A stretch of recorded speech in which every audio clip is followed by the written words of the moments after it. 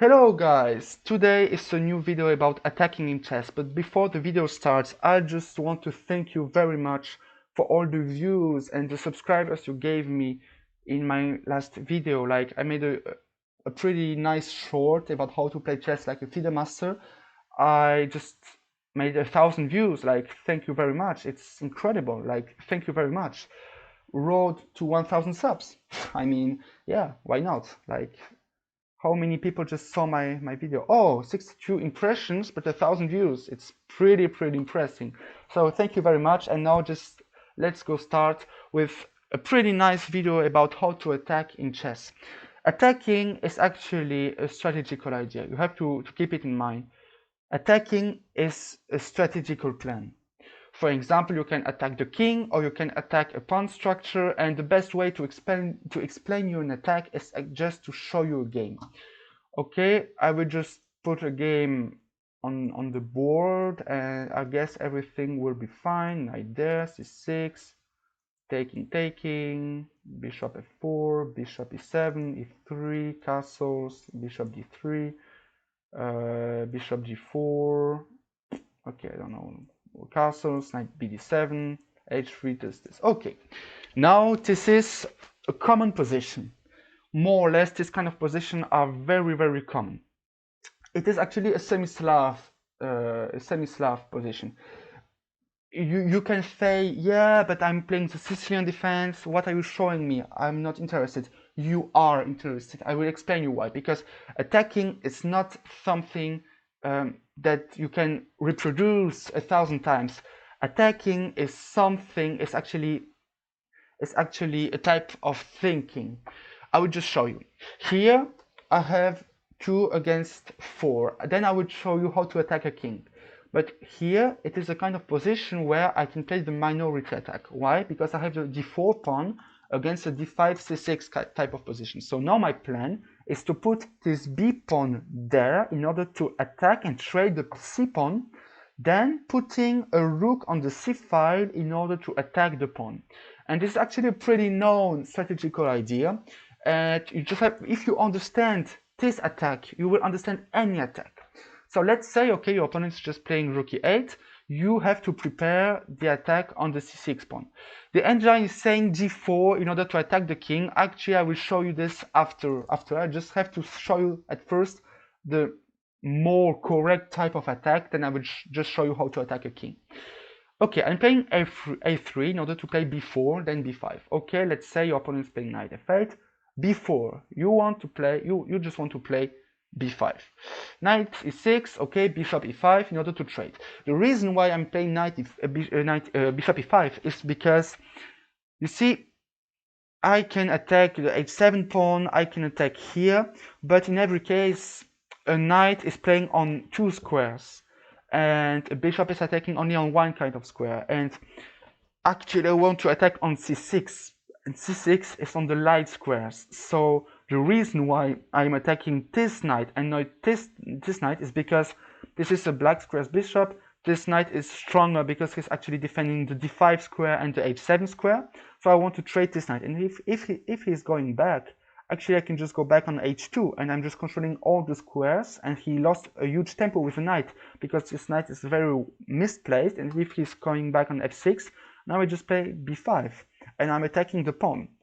So okay, knight e5, okay, let's say you play another type of move, you're playing a6 in order to prevent b5. That is not a problem. By playing a6, you just started to give away some pretty interesting squares.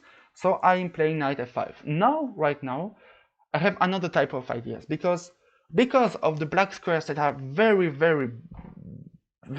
weak, I have to use all the black squares. So for example, I can trade here and going on c5 in order to trade another kind of piece, another pair of pieces.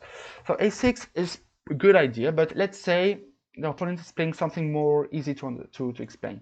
Rook c8. Then actually, because I want to attack this c6 pawn, I have to put the rooks on the c file. But putting a rook on a closed file is probably good because I will play knight a4, knight e2. But this is more precise to start with knight a4, because right now after b5 is actually knight f4 is a small trap, because if you're playing c5 b5, I can just go back or go on c5 and just fix your structure, because your opponent just fixed his structure without your help. Like he made this move on purpose. So I'm just going back, and now the next moves are rook c1 and just attacking, and the position is quite interesting. So after knight f4, let's say your opponent is playing knight d7 in order to try something. Okay, right now, actually he's also attacking the bishop, so let's go back on g3 in order to let me the h2 file for my pieces. And now the threat is actually b4 in order to trade and having a huge target. Okay, let's say g6 for example, in order to put your pieces there. Okay, rook c1. No, I just want to double the rook. h5, knight c5 for example. If he's taking, actually you're just going to take with the b pawn, and now you have another target. This is actually this pawn, and playing b6 is not a good idea because you're just trading and you have the same problem but in a worse kind of position, because bishop a6, I'm already winning the pawn, I guess. If this and this is winning, so actually b6 is not a move, and you can actually see that a6 is a huge problem. But okay, you see, so trading is not a good idea, but at the same time sorry, but at the same time I'm just attacking the pawn, so he has to find a way to defend. This is losing a piece, so actually he has to trade. Let's say he's taking with the knight, because taking with the other knight is not good. B takes, and now you saw how one kind of attack, like the small minority attack, just gave me a huge potential in this position.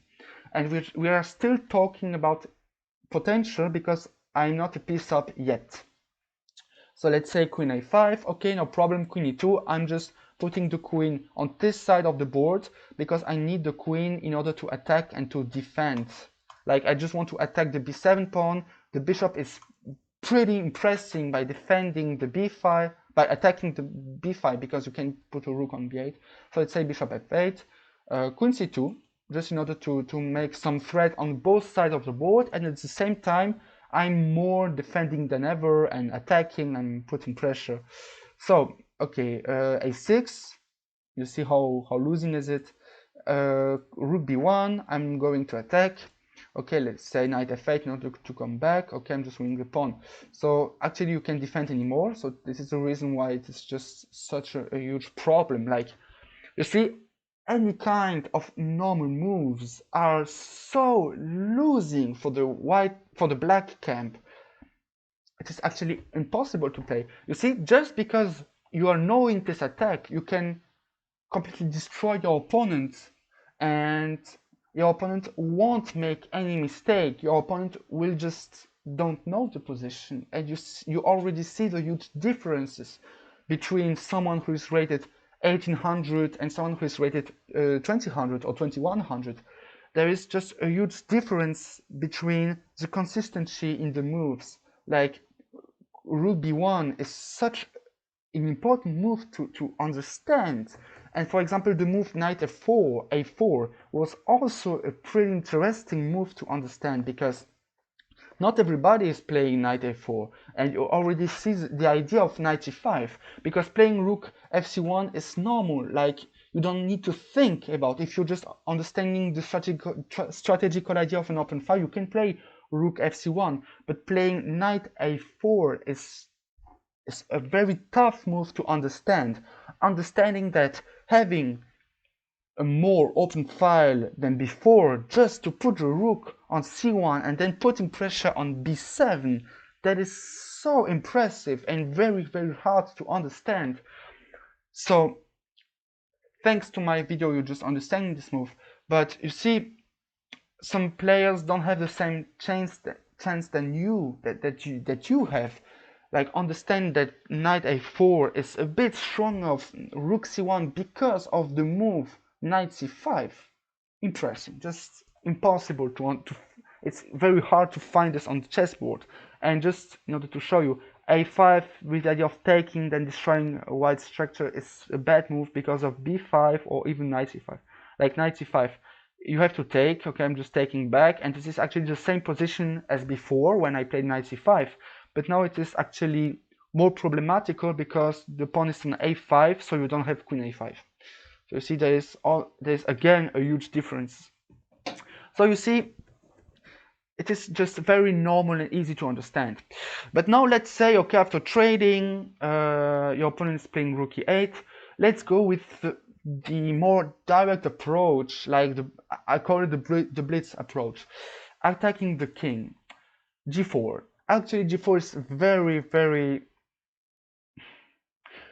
This is the kind of move that grandmasters are playing because they understand the move, and this is the kind of move that new players and players who don't know anything are playing because they just play G4. Like the threat right now is to play G5 and Queen H5. Let's say you're playing Rook C8, then G5, knight somewhere. Actually, you don't have any squares, like you're already winning a pawn. But let's say, okay, you're playing knight B6, okay, then G5, knight F7, and H4. H4, the idea is to play Queen G4 or just to play H5, H6 and attacking the king. Let's say you're playing Rook C8 right now. Actually, I can just play Queen H3 and attacking. Probably King H1 is a good move with the idea of putting the rook on G1. You see, up to the moment where there is no defense and no defender for the black king, everything is possible. Like you see, by playing G5, I just put the pieces that are defending the king away. The pieces which are defending the king are putting away. Like G5, you have to move the knight, and you don't have a thousand squares. You have to go there. Okay, H4. Right now, I took some space because remember, this is my part of the board, and this is the part of the board of your opponent. You see this here. So by playing G5, I am actually taking more control of my opponent, and playing H6 in order to attack the structure is a nightmare. You're just destroying the black king, and okay, he's taking back and so on, but you're just losing. Like, okay, you want to checkmate me, but I'm checkmating you first. Like, okay, king H8 and queen F5, for example, mate. You have to go there, okay, GG, 95. You have to resign. If you go there, for example, queen h7 mate, because that is just a pin. You see, I love chess. I do love chess, but chess is so hard not to play, but to understand. Understanding that a good placed bishop is stronger than the queen, the knight, the rook, this rook, and even of this bishop and of this knight. You see, the whole reason why this attack is actually strong enough to win is because this bishop is there. If the bishop was on h2 or closed on the c1 square, for example, I would be just losing or not so much winning that I am right now. So I do love chess, and even rook g8 check is nothing. Like, I'm just going on h1. I love it. Like rook g6 in order to defend. Okay, rook g1. You have a defender, I am one more attacker. Like, okay, queen d7 in order to trade queens. Queen f3, I don't want to trade the queens, and my threat right now is taking, so you have to find something. If you're taking, you're just more losing than ever. Queen e6 in order to defend anything, but it does not work because I am checkmating you, and rook g8 is not winning because of mate. You are pinned. So just easy. I don't know if you are understanding me, because my content is not entertainment. I am showing you real chess with very strong strategical ideas. So I hope you're understanding me. But this is not entertainment. This is real chess, guys. That is the reason why probably I'm not going to have 1,000 subscribers, because my content is not a goddamn chess content. Okay, so after this move, you're just understanding the potential of playing good moves. H4 is a very strong move, and actually you are giving him one tempo for free, but he has to find the best moves. For example, knight f8. Okay, right now I can just go on g3 in order to defend this pawn and playing h5, h6. And the idea of putting the pawn on h6, I will just show you. I just have to show you. If you're playing h6, he has to play g6 in order not to open up the king. And right now all the black squares around the king are very weak. So for example, I can play this in order to put the queen on e5 and checkmating. queen c8. Okay, probably this is strong enough in order to play this move or something, but in every case I have the black squares. Probably playing e4 right now is strong, with the idea that, okay, let's say you play this move. The idea is that after this I just have one more knight that is attacking with all the pieces. You see, this is the kind of idea that you have to find out during the game. e4. Probably f4 with the idea of playing f5 is strong. Why is it strong? Let's say your opponent is playing this move. Okay, just f5. What do you want to do in order to defend? Okay, if you're taking, I'm just taking with the bishop. You are pinned. I'm threatening. Probably I'm threatening. What is the answer? Yeah, just threatening. Taking there and mate. This is pretty strong. So okay, knight g6 in order to defend. Okay, I'm going just on g7 in order not to be eaten. Bishop f8 to trade. Okay, I'm just going on f3. Okay, you are taking. I'm taking back. King takes g7. Bishop g4. Still pinned. I'm threatening mate. Okay, you're playing this move. Queen h3. I'm threatening mate again, and the bishop and the knight. So you have to play queen d8, but then you're just losing a piece. Okay. And if you're playing like h5, I'm just taking en passant. You go there and taking the piece. I'm just winning. You see, I don't know how to explain this. When your attack is working, everything is working. Like if you have good pieces, every attack that you are maneuvering is just so strong. That is incredible. I am every day when I'm playing chess, blitz games or very important games, I am like, wow, this game is very, very, very brutal. I don't mind me to be a grandmaster. I guess one day I'll become a grandmaster, but when I see that even for my level, there is so much thing to understand, and then just realizing that some grandmasters are understanding this in a few milliseconds and 10,000 times more than me, I'm just so impressed. Okay, I have to stop with this small philosophy. I hope you just enjoyed this small upload. Please share the channel, road to 1000 subs, and we see us in a future upload. Take care.